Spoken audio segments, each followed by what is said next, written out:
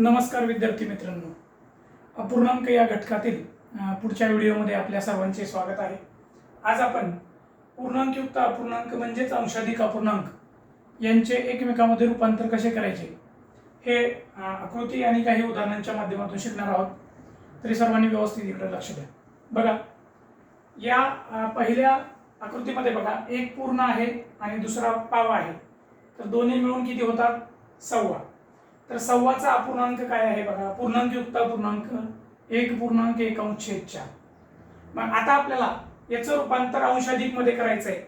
तर अंशाधिक मध्ये करत असताना काय करायचं? प्रत्येक भाग मोजायचे। आता याचे एक पूर्णचे किती भाग आहेत? बघा, एकूण 4 भाग आहेत आणि याचे किती आहेत? 1 भाग आहे। 4 आणि 1 एकूण भाग किती झाले? 5। आणि एकाचे किती भाग आहेत? 4। तो छेदस्थानी घ्यायचा, म्हणजे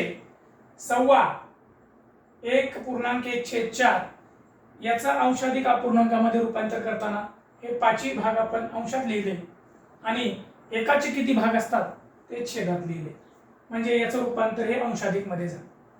त्याच्यानंतर खालची आकृती बघा, एक आयत आहे, त्याचे 2 समान भाग केले, म्हणजे हा एक पूर्ण आहे आणि पुढे अर्धा दिलेला आहे। 1 आणि अर्धा म्हणजे 1.5।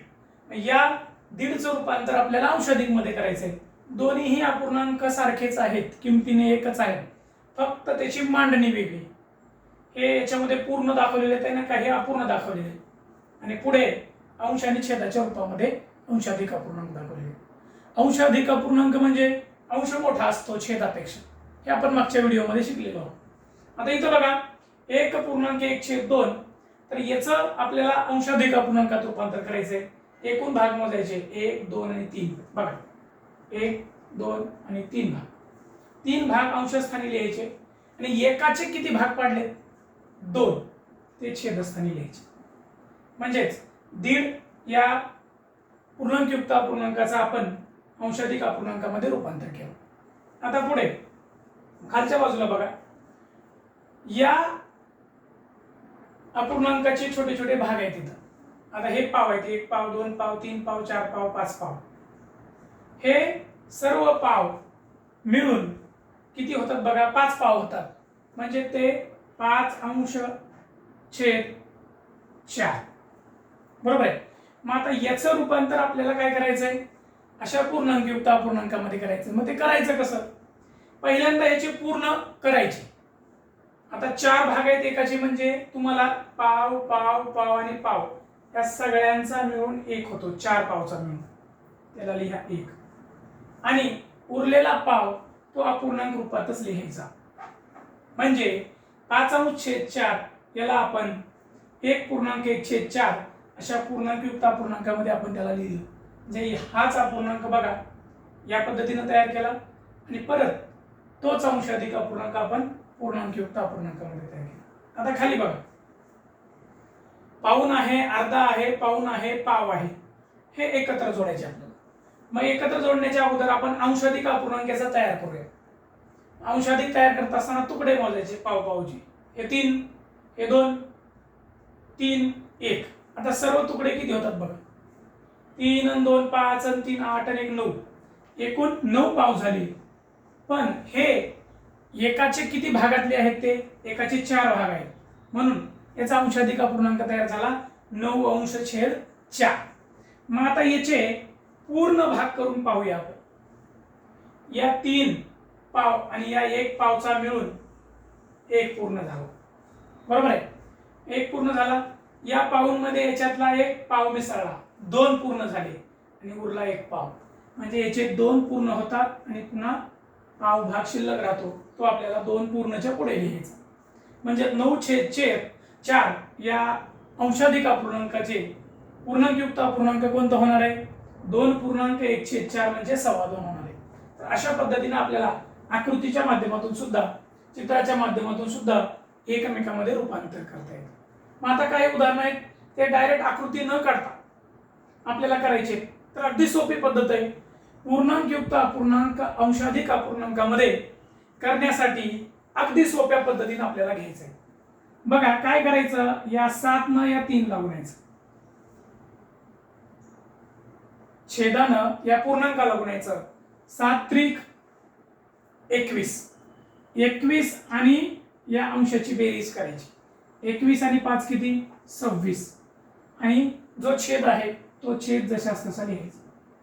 म्हणजे 3.5/7 बरोबर 26/7 हा अंशाधिक अपूर्णांक आपल्याला मिळतो. दोन्हीची किंमत सारखी आहे. पुढे आता इथं काय करायचं बघा, त्याच पद्धतीनं 4 या छेदानं 2 पूर्णांकाला गुणायचं. 2 चोक 8. 8 मध्ये परत वरचे अंश मिसळायचे. 8 आणि 3 11 होतात आणि छेद 4 ला 4. अशा पद्धतीनं पूर्णांकयुक्त अपूर्णांकाचा आपल्याला अंशाधिक अपूर्णांकात रूपांतर करता येतं. आता काय करायचं आहे, खाली काही 2 उदाहरणं दिलीत बघा. याच्यामध्ये अंशाधिक अपूर्णांक दिले, त्याचं पूर्णांकयुक्त अपूर्णांकात रूपांतर करायचं कसं? काय करायचं, या 7 न 15 ला भागायचं. 7 न 15 ला भागल्यानंतर निशेष भाग जाणार नाही, म्हणजे बाकी तर उरणार आहे या भागाकारामध्ये. तर आपल्याला 7 न 15 ला भागायचे. पूर्ण भाग कुठपर्यंत जातो बघा. 7 एका 7, 7 दुनी 14, म्हणजे 2 पूर्ण भाग जातो. म्हणजे 2 हे पूर्ण होतात आणि 14 भाग याच्या 2 मध्ये मिसळले. 14 भागाचे 2 पूर्ण झाले. आता उरले किती भाग? 1. तो 1 हा अंशस्थानी लिहायचा आणि छेद 7 ला 7 लिहायचा. तशाच पद्धतीनं खालचा हा 25/6 हा अंशाधिक अपूर्णांक आपल्याला अशा पूर्णांकयुक्त अपूर्णांकामध्ये करायचं. या 6 न काय करायचं, या 25 ला भागायचं. निशेष भाग तर जाणार नाही, 6च्या पाड्यामध्ये 25 नाही. मग 25च्या जवळ जायचं आपल्याला. म्हणजे 6 न 25 ला भागताना 6 चोक 24 म्हणजे 4 पूर्ण होतात. 1/6 चे 24 भाग जर एकत्र केले तर किती होतात पूर्ण? 4 भाग पूर्ण होतात. 6 चोक 24. उरलं किती? 1 अंशस्थानी लिहायचं आणि छेदस्थानी 6. आता परत बघा याचं बघा. 4 दुनी 8, उरले 3 वरती लिहिले. 7 त्रिक 21, उरले किती? 5 वरती लिहिलं. म्हणजे हे आपल्याला या पद्धतीत सुद्धा करता येतं. आता इथं बघा 6 चोक 24 आणि 25, परत तोच अपूर्णांक मिळतो. 7 दुनी 14 आणि 15, 15/7 तोच अपूर्णांक मिळतो. तर अशा सोप्या पद्धतीने आपल्याला पूर्णांकयुक्त अपूर्णांक आणि अंशाधिक अपूर्णांक यांचं एकमेकांमध्ये रूपांतर करता येतं. आणि याचे आपल्याला उदाहरणं अगदी व्यवस्थितपणे आणि सोप्या पद्धतीने सोडवता येतात. तर आपणही अशा उदाहरणांचा सराव करा आणि माझा व्हिडिओ आवडला असेल तर लाईक करा, शेअर करा. धन्यवाद.